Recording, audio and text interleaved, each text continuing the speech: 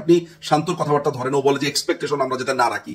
এগুলো একটা ইন্টারন্যাশনাল ক্রিকেটারের কথা যে এক্সপেকটেশন আমরা রাখবো না। আমরা খেলা দেখতে বসি কিসের জন্য? তোদের তামাশা দেখার জন্য, যে টুকুর টুকুর করবি আর আমরা দেখবো। প্রত্যেকটা জিনিসে, পৃথিবীর যে কোনো প্রতিযোগিতামূলক যে কোনো বিষয়ে এক্সপেকটেশন রাখি। শুধু খেলা কেন, পরীক্ষা দিতে গেলে এক্সপেকটেশন রাখি ভালো রেজাল্ট করার। যদি আপনার লক্ষ্য না থাকে ভালো রেজাল্ট করার, এক্সপেকটেশন না থাকে, তাহলে আপনি ভালো করবেন কিভাবে? তার মানে শান্ত নিজেও কখনো এক্সপেক্ট করে না সে ভালো করবে। আমরা ভালো খেলি, আমরা ভালো খেলি, এই যে মেন্টালি। আপনি মাশরাফি, মানে আমাদের দুঃখের ব্যাপারটা এইটাই যে মাশরাফির মতো লেজেন্ড এখনো কিন্তু বেঁচে আছে। কোথায় মাশরাফির সেই বুক চিতিয়ে তার ফাইট করা, আর কোথায় এই শান্ত? মানে মাশরাফি যদি হয় বাঘের বাচ্চা, তাহলে শান্তকে আমি মুরগি বললেও মুরগির অপমান করা।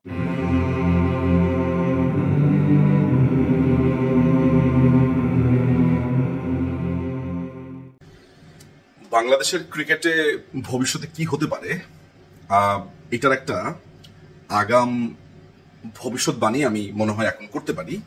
ক্রিকেট এখন ঠিক যেভাবে চলছে, যেই ফরম্যাটে চলছে, আমাদের দেশে এই ক্রিকেটের কি অবস্থা হতে পারে সেটার একটা ভবিষ্যৎবাণী আমি করছি। তার আগে আমি আপনাদেরকে একটা ছোট্ট ইতিহাস বলে নেই। ইতিহাসটা হচ্ছে এমন যে যারা 80s এর সময় জন্মেছে, বিশেষ করে 80 থেকে 83-84 মধ্যে, কিংবা তারও আগে যারা জন্মেছে তাদের কথা তো বাদই, তারা তো সিনিয়র, তারা আরো বেশি জানবেন। একদম 80-র এই সময়টাতে যারা জন্মেছে তারা 97 সালের ফুটবল উন্মাদনা সম্পর্কে জানবেন। অর্থাৎ 97 বলতে হচ্ছে যে 90s এর 97 বা 98 পর্যন্ত বাংলাদেশের যে ফুটবল উন্মাদনাটা ছিল, সেটা আমার ধারণা সবাই মনে করতে পারবেন। যারা 99-এর পরে জন্মেছেন, আমার মনে হয় না তারা ফুটবলের ক্রেজটা অত ভালোভাবে তাদেরকে স্পর্শ করেছে। বাংলাদেশের ফুটবলে এমন একটা অবস্থা ছিল যে আবাহনী মোহামেডান ম্যাচ হলে, বিলিভ মি, বাংলাদেশে একটা কুকুর পর্যন্ত রাস্তাতে থাকতো না। বিশ্বাস করেন যে পুরো রাস্তা ফাঁকা হয়ে যেত, কিচ্ছু ছিল না। মানে পৃথিবীর যেই কাজ থাকুক না কেন, সবাই যেটা করতো সেটা হচ্ছে যে এই ফুটবল খেলাটা দেখতো। আরো বাংলাদেশে আরো কয়েকটা টিভির প্রোগ্রামের সময় রাস্তাঘাট খুব ফাঁকা হয়ে যেত। কিন্তু এই বিশেষ করে ফুটবল খেলার সময়, আবাহনী মোহামেডানের সময়, আসলে আপনাদেরকে বোঝা বলতে পারবো না। যারা এখনকার সময় জন্মেছেন, অর্থাৎ 2000-এর পরে, তারা আমার এই কথাটা কোনোদিন বুঝতে পারবেন না। বুঝতে পারাটা রীতিমতো অসম্ভব। তারা হয়তো বা ইংলিশ প্রিমিয়ার লিগ, তারপরে আপনার স্প্যানিশ লিগ, নানান ধরনের লিগ দেখেন, কিন্তু বাংলাদেশের জনপ্রিয়তাটা এমন ছিল। আমি নিজে ডায়েরির ভেতরে আমি ফেডারেশন কাপের পয়েন্ট টেবিলগুলো প্লাস মাইনাস করতাম। এর সাথে জিতলে কি হবে, ওর সাথে জিতলে কি হবে, ফকিরাপুর ইয়ং ম্যাক্সের সাথে যদি আবাহনী জেতে বা হারে তাহলে কি হবে, পয়েন্ট টেবিলে মোহামেডান কেন। আমি আবাহনী সাপোর্ট করতাম। তো সেই সময় আমাদের ফুটবলের সুপারস্টার বেশ কয়েকজন ছিল। এর মধ্যে উল্লেখযোগ্য হচ্ছে মোহামেডানের সাব্বির, যাকে বলা হতো বাংলাদেশের ম্যারাডোনা, এবং আরেকজন ছিলেন চীনের প্রাচীর, সেটা হচ্ছে আবাহনীর মনেম মুন্না, উনি ছিলেন ডিফেন্ডার। এছাড়াও কায়সার আমিদ, রূপু, মিজান, মামুন জোয়ারদার, তারপরে হচ্ছে অমলেশ। আমি আসলে ওনাদের খেলা দেখি নাই। তারপরে হলো মামুন জোয়ারদার ছিলেন, রূপু ছিলেন, মিজান ছিলেন, আলফাজ, আরমান মিয়া, মানিক, এরকম অনেক প্লেয়ারের কথা আমি মনে করতে পারি। তো ফুটবলের এই অসম্ভব জনপ্রিয়তাটা বাংলাদেশে নাই কেন? এখন বাংলাদেশে লিগের খেলা কবে হয়, কিসের ফেডারেশন কাপ, কিসের লিগ, এগুলো আমি জানি না কারা ফলো করেন বা আসলে আদৌ করেন কিনা। হয়তো বা কিছু দর্শক আছে। আর সেই সময় পুরান ঢাকার প্রচুর ফুটবল দর্শক ছিলেন, তারাও মনে হয় এখনো ফুটবল একটু পছন্দ করেন, দেখেন, যান স্টেডিয়ামে। কিন্তু ফুটবল মরে গেছে। এটার একটা বড় সড়নের কারণ হচ্ছে যে ক্রমাগত ব্যর্থতা। এমন হয়েছে যে সাফ ফুটবলে আপনার হেরে এসে পালা তাদের বাসা পর্যন্ত আসতে হয়েছে। বাংলাদেশের মানুষ এত ক্ষিপ্ত ছিল, তখন ফুটবলের ক্রেজটা অন্য লেভেলের ছিল। প্রতিবারই সাফ ফুটবল টুর্নামেন্ট হয়, তারপরে এশিয়ার অঞ্চলের টুর্নামেন্ট গুলো হয়, বাংলাদেশ টপ ফেভারিট থাকতো। সাফ ফুটবলে বাংলাদেশ অলওয়েজ টপ ফেভারিট। আমরা ইন্ডিয়াকে হারাবো বা ইন্ডিয়া থেকে শক্তিশালী দল, এটা সবাই জানতো, সবসময় জানতো। শ্রীলঙ্কা, পাকিস্তান, মালদ্বীপকে আমরা 8টা, মানে আমার মনে আছে কোন একটা টুর্নামেন্টে আমরা 8টা গোল দিয়েছিলাম। এখন মালদ্বীপ উল্টা আমাদেরকে 8টা গোল দেয়, ভুটান আমাদেরকে গোল দেয়। একটা সময় ভুটানের সাথে আমরা যে খেলবো, এটাই হাসির লাগতো। এখন যেমন ওই যে আমেরিকার সাথে খেলার সময় আমরা যেরকম প্রথমে হাসাহাসি করেছিলাম যে আমেরিকার আমেরিকার কাছে গোহারা ক্রিকেটে হারলাম, কিন্তু আগে একটা সময় আমাদের যেটা হতো সেটা হচ্ছে যে মালদ্বীপ, মালয়েশিয়া, এদেরকে আমরা কোনো দলই মনে করতাম না। আপনারা চিন্তা করতে পারেন 80s এর সময় ইরানের সাথে আমরা 1-0 গোলে হেরেছি, মানে হাড্ডাহাড্ডি লড়াই। আবার সাউথ কোরিয়ার সাথে খেলা হয়েছে, এগুলো আপনারা যদি ঘাটেন তাহলে দেখবেন 1-1 গোলে মনে ড্র। জাপানের সাথে, মানে খুবই কম ব্যবধানে বড় বড় যারা পরাশক্তি আছে তাদের সাথে। অর্থাৎ আমাদের যে এক্সপেকটেশনের পারদ, সেটা ছিল একদম ঊর্ধ্বমুখী। ফুটবলটা মরে গেল কেন? লিগে ক্রমাগত পাতানো খেলা, দুর্নীতি, রেফারিং, বাজে রেফারিং, প্লেয়াররা ঠিক মতো খেলতে পারতো না, ফিটনেস নাই, তারপরে ক্রমাগত বড় বড় টুর্নামেন্টে ব্যর্থতা। বিশেষ করে সাব ফুটবলে একের পর এক ব্যর্থতা, ফাইনালে, সেমিফাইনালে উঠে হেরে যায়। মানে মানুষ একটা পর্যায়ে ফুটবল থেকে মুখ ফিরিয়ে নিয়েছে। যদি আমরা একটু পেছনের দিকে তাকাই, যে এই ফুটবলের স্পন্সরশিপ থেকে শুরু করে ফুটবলের এই ক্রেজ যেভাবে দিনের পর দিন হারিয়েছে, এটার পেছনে বড় 3টা কারণ যদি আমি বলি, সেটা হচ্ছে যে প্লেয়ারদের পারফরমেন্স, এবং একই সাথে সেকেন্ড যদি বলি যে ক্রমাগতভাবে বড় টুর্নামেন্টগুলোতে ব্যর্থতা, 3 নাম্বার হচ্ছে ম্যানেজমেন্ট। যে ম্যানেজমেন্টের আন্ডারে রেফারিং পরে লিগে আপনার কি বাজে ম্যানেজমেন্ট থেকে শুরু করে স্টেডিয়াম ম্যানেজমেন্ট, পাতানো খেলা। মানে আমার এমন মনে আছে যে স্টেডিয়ামে গেছি, গিয়ে বুঝতেই পেরেছি একটা পাতানো খেলা ছিল। এরকম ছোট ছোট দলগুলোকে কিনে বড় বড় দলগুলো এরকম জিতে পয়েন্ট টেবিলে আগে যাওয়ার জন্য শুরু হচ্ছে। মানুষ নানান রকম কারণে ফুটবল থেকে মুখ ফিরিয়ে নিয়েছে।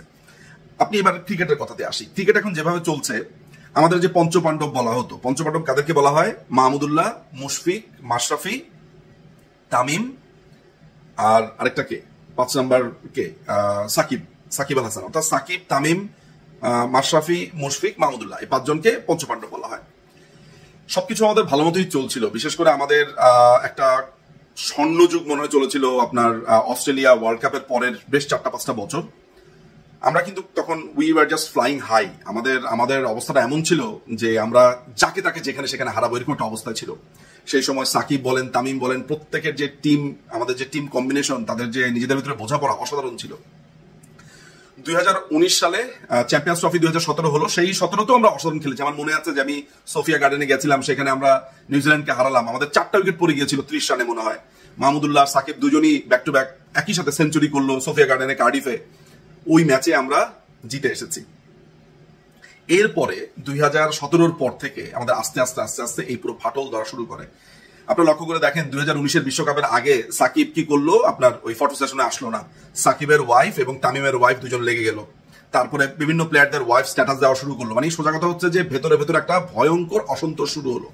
সেই অসন্তোষ কিভাবে শুরু হলো, কেমনি শুরু হলো, তার হয়তো অল্প বিস্তর জানি, সেই রাজনীতি সম্পর্কেও জানি, হয়তো ভবিষ্যতে বলবো।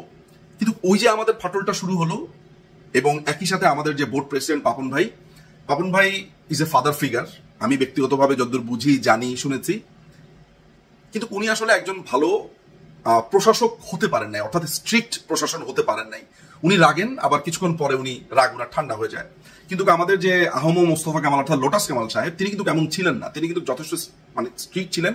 আর এর থেকেও তো সুপার ছিলেন আমাদের সাবের হোসেন চৌধুরীকে আমি ক্রিকেটের ক্ষেত্রে খুবই মিস করব, সবসময় মিস করব। আমি জানি না যে বিসিবিতে উনার প্রয়োজনীয়তাটা কেন এখন নাই। আমরা আসলে যখন বলি তখন আমরা বিসিবির প্রধানের কথা বলি, তার রাগ তার উপরে পড়ে, কোচের উপরে পড়ে।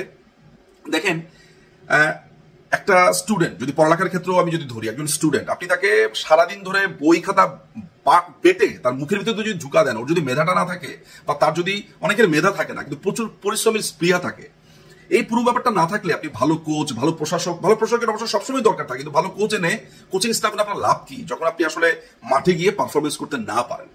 আমাদের ক্রিকেটারদেরকে এমনও হয়েছে যে তারা সাইকিয়াট্রিস্ট বা সাইকোলজিস্টের শরণাপন্ন হয়েছিলেন, তারা যাতে কাম থাকতে পারেন, তারা যাতে কনসেন্ট্রেট করতে পারেন। এরকম অনেক ক্যাম্পেইন বা অনেক কর্মশালা করেছিল ক্রিকেটাররা। পাহাড়ে উঠেছিল, কমান্ডো ট্রেনিং তারা নিয়েছিল, অনেক ধরনের কর্মসূচি। এখন তো এগুলোর কোনো বালাই নাই, হয় না। আমার কাছে মনে হয় যে পাপন ভাই এই প্লেয়ারদেরকে ভালোভাবে সামলাতে পারছেন না। ইমোশনালি উনি ডিল করেন, প্রফেশনালি উনি ডিল করেন না। এটা একটা প্রধান সমস্যা আমি দেখেছি। আমাদের যে কোচিং স্টাফরা আছে, কোচিং স্টাফদের সাথে যেহেতু আমার সরাসরি মেশার সুযোগ হয়নি, দেখার সুযোগ হয়নি, বলতে পারি না। তবে পারফরমেন্স দেখে এইটা নিশ্চিত যে হাতুড়ি সিং এখন কমপ্লিটলি অকার্যকর হয়েছে। আমাদের দেশে একটা স্ট্রিক্ট কোচ দরকার, ভেরি প্রফেশনাল। এমন না যে কান ধরে উঠবোস করাবে, এরকম না। প্লেয়াররা তো আর বাচ্চা না যাদেরকে কান ধরে উঠবোস করাতে হবে। আমার কাছে মনে হয় যে টেকনিকের জায়গা থেকে আমাদের প্লেয়াররা প্রচুর পিছিয়ে আছে। আপনি আমাদের প্লেয়াররা যখন ব্যাটিং করে, আমি জানি না আপনি করেন কিনা, আমি কিন্তু দৌড় পড়তে থাকি যে এই মনে হয় ব্যাটটা খোঁচা দিয়ে আপনার উইকেট কিপারকে দিয়ে দিল একটা উইকেট, এই বুঝি লেগ বিফোর হলো। আগে বেশি করতো আমাদের প্লেয়াররা খোঁচা, আপনার মিডল স্টিক গার্ড দিত, মিডল স্টিক গার্ড নিয়ে এরকম করে ধুম করে আপনার ব্যাটের মধ্যে একটা খোঁচা, এই অভ্যাস এখনো আছে। সবকিছু মিলে আমার কাছে যেই জায়গাটাতে মনে হয় আসলে সেটা হচ্ছে যে আমাদের এই ক্রিকেটের ম্যানেজমেন্ট, আমাদের এই ক্রিকেটের টোটাল ক্রিকেটারদের পারফরমেন্স, এগুলো এমন একটা অবস্থাতে গিয়ে পৌঁছেছে যে আমাদের অবস্থা এখন ঠিক এই ফুটবলের মতো হবে। একটা সময় কিন্তু মানুষ ক্রিকেট দেখতো না। আপনারা যারা যে সময়কালটা বললাম, যারা 80-তে জন্মেছেন, তার আগে জন্মেছেন, তারা হয়তো মনে করতে পারেন যে বাংলাদেশের জন্য সবচেয়ে বিগ টুর্নামেন্ট ছিল এশিয়া কাপ। এশিয়া কাপে বাংলাদেশকে সুযোগ দেওয়া হতো সেই জায়ান্ট আপনার পাকিস্তান, ইন্ডিয়া, শ্রীলঙ্কার সাথে। তখন তো এই 3টা দলই ধুমধুমার দল, তাদের সাথে আমরা একটা সুযোগ পেতাম বছরে একবার বা 2 বছরে যখন হতো, সেটা হচ্ছে এশিয়া কাপে। সেখানে আমরা খেলতে পারাটাই অনেক বড় একটা ব্যাপার ছিল। দামালসেমা টুর্নামেন্ট হতো, আমাদের ক্রিকেট আন্তঃ ক্লাবগুলো টুর্নামেন্ট হতো, ওই তেমন একটা কেউ দেখতে যেত না। আবনি মডার্ন খেলা হলে কেউ একটু দেখতে যেত, ওই ফুটবলের ক্রেজ হিসাব করে তখন যেত আসলে, যে ফুটবলে আবনি মডার্ন, ক্রিকেট আবনি মডার্ন খেলা দেখতে যাবে, মোটামুটি ভাবে ছিল। ক্রিকেটের এমন ক্রেজ ছিল না। ক্রিকেটের ক্রেজটা কখন আসলো? যখন আমরা আইসিসি ট্রফিতে জিতলাম। একবার মনে আছে, আমাদের একটা লেফট হ্যান্ডি বোলার ছিল আনিসুর রহমান, আমরা তখন ইন্ডিয়ান এ দলকে আমরা 1 রানে হারিয়ে দিয়েছিলাম।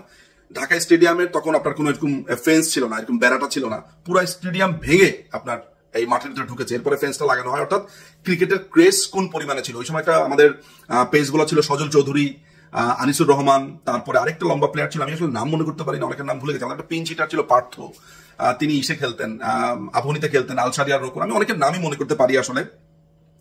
কিন্তু ওই সময়টাতে ক্রিকেট জনপ্রিয় ছিল না, কিন্তু ক্রিকেট জনপ্রিয় হওয়া শুরু করলো কখন? ডে বাই ডে ক্রিকেট যখন উন্নতি শুরু করলো, আস্তে আস্তে আমরা আইসিসি ট্রফি জিতলাম, আইসিসি ট্রফির পরে ওয়ার্ল্ড কাপে সেখানে ভালো রেজাল্ট করলাম 99-এ। আমাদেরকে একটা বড় ধরনের ধাক্কা দিল হতেছে 2003 সালের ওয়ার্ল্ড কাপ, যেখানে আমরা কানাডার কাছে হেরে বসেছিলাম, কেনিয়ার কাছে মনে হেরেছিলাম, বা কানাডার কাছে হারার কথা আমার স্পষ্ট মনে আছে। আগের দিন পরের দিন কোরবানি ঈদ ছিল, পুরো ঈদটাই বরবাদ হয়ে গেছে। তো আমার যে মুদ্রা কথাটা, এখন ক্রিকেটের যে অবস্থান, অনূর্ধ্ব 19 থেকে মানে হাফ অফ দ্য প্লেয়ার অনূর্ধ্ব 19 থেকে নিয়ে এসছে। এরা কিছু বুঝে ওঠার আগেই এদের, আমার মনে হয় এদের এখন টেম্পারমেন্টই ঠিক নেই। আপনি শান্তর কথাবার্তা ধরেন, ও বলে যে এক্সপেকটেশন আমরা যাতে না রাখি, এগুলো একটা ইন্টারন্যাশনাল ক্রিকেটারের কথা, যে এক্সপেকটেশন আমরা রাখবো না। আমরা খেলা দেখতে বসি কিসের জন্য? তোদের তামাশা দেখার জন্য, যে টুকুর টুকুর করবি আর আমরা দেখবো। প্রত্যেকটা জিনিসে, পৃথিবীর যে কোনো প্রতিযোগিতামূলক যে কোনো বিষয়ে এক্সপেকটেশন রাখি। শুধু খেলা কেন, পরীক্ষা দিতে গেলে এক্সপেকটেশন রাখি ভালো রেজাল্ট করার। যদি আপনার লক্ষ্য না থাকে ভালো রেজাল্ট করার, এক্সপেকটেশন না থাকে, তাহলে আপনি ভালো করবেন কিভাবে? তার মানে শান্ত নিজেও কখনো এক্সপেক্ট করে না সে ভালো করবে, আমরা ভালো খেলি, আমরা ভালো খেলি। এই যে মেন্টালি আপনি মাশরাফি, মানে আমাদের দুঃখের ব্যাপারটা এইটাই যে মাশরাফির মতো লেজেন্ড এখনো কিন্তু বেঁচে আছে। কোথায় মাশরাফির সেই বুক চিতিয়ে তার ফাইট করা, আর কোথায় এই শান্ত? মানে মাশরাফি যদি হয় বাঘের বাচ্চা, তাহলে শান্তকে আমি মুরগি বললেও মুরগির অপমান করা হয়। মানে এই টাইপের একটা ভীতু, নার্ভাস এবং আন্ডার পারফর্মার একজনকে ধরে নিয়ে ক্যাপ্টেন বানিয়ে দেওয়া হচ্ছে। বাংলাদেশের টিমে মনে ক্যাপ্টেন হওয়াটা সবচাইতে সহজ। আপনি 4-5টা ম্যাচ খেলেন, আপনাকে ক্যাপ্টেন, মানে কে ক্যাপ্টেন মনে হতে চায় না এখন আর। তো আমি বারবারই বলি যে তামিম দল থেকে চলে যাওয়াটা একটা বিগ ব্লো ছিল। মুশফিক কেন টি-20 ছাড়লো জানি না, আসলে যথাযথ সম্মান না পেলে যাওয়া হয়। মাহমুদুল্লাহকে তো মোটামুটি জোর টোর করে ধরে রেখেছে। এখন সবে সাকুল্যে আপনি এই পুরো হোল টিমের মধ্যে, পুরো একটা টিমের মধ্যে সত্যি কথা বলতে আপনি একটা প্লেয়ারের উপরে আস্থা রাখতে পারেন। ও খারাপ খেললেও আসলে আমি সবসময় চেপে যাই, কারণ এই প্লেয়ারটার উপর আস্থা আছে, সেটা হচ্ছে মাহমুদুল্লাহ। এখনো পর্যন্ত আমি মাহমুদুল্লাহর উপর আস্থা রাখি যে এই প্লেয়ারটা আমাদের, ঠিক এরকম একটা প্লেয়ার ছিল নাসির। দেখেন নাসিরের ক্যারিয়ারটাকে কিভাবে নষ্ট করে দিয়েছে। এই লেভেলের আমরা আস্থা রাখতে পারতাম নাসিরের উপরে। সোজা কথা হচ্ছে যে একটা ভয়ঙ্কর ম্যানেজমেন্ট, একটা ভয়ঙ্কর আমাদের পারফরমেন্স। ভাই যদি এইভাবে চলতে থাকে, এই টুর্নামেন্টটার পরে যদি আরেকটা টুর্নামেন্ট এরকম ডাব্বা মারে বা এই ধরনের অবস্থা চলতে থাকে, আপনি দেখবেন যে সাধারণ মানুষ আর ক্রিকেট দেখবে না, ওই এক্সপোজারটাও কমে যাবে, আস্তে আস্তে খেলা দেখা বন্ধ হয়ে যাবে, দলটার অবস্থা হয়ে যাবে ওই কেনিয়া, জিম্বাবুয়ে এদের মতো। এটা হচ্ছে আমাদের ভবিষ্যৎ। কারণ আমরা বাংলাদেশি, আমরা কোনোদিন আমাদের ভালোটাকে আমরা ধরে রাখতে পারিনি। সো এই দুঃখ নিয়ে আমাদের ক্রিকেট খেলার অধ্যায়টা সমাপ্তি টানতে হবে। আমাদেরও বয়স হয়ে গেছে, আমরা এখন মিড 40s-এ, আস্তে আস্তে যখন 50 হবে আর একটু সময় পাবো, আমরা এমনিও আর খেলা দেখার তো আনন্দ পাবো না, খেলা দেখবো না, কারণ অধিকাংশ প্লেয়ারকেও চিনি না, এদেরকে বুঝিও না, বা এদের খেলার সাথে তালও মিলাতে পারি না। ফলে আস্তে আস্তে এই আমার মতো একজন দর্শক, উনার মতো একজন দর্শক, উনার মতো একজন দর্শক, এইভাবে সবাই আসলে যখন এটা থেকে মুখ ফিরিয়ে নিবে, তখন আসলে হয় কি ক্রিকেটটা মরে যাবে। সো এখন দেখার বিষয় হচ্ছে যে এটা বোধ করতে হবে টপ লেভেল থেকে, যে ক্রিকেটটাকে আসলে বাঁচিয়ে রাখবেন নাকি ফুটবলের মতো এটাকে মৃত দেখতে চান। এতটুকুই।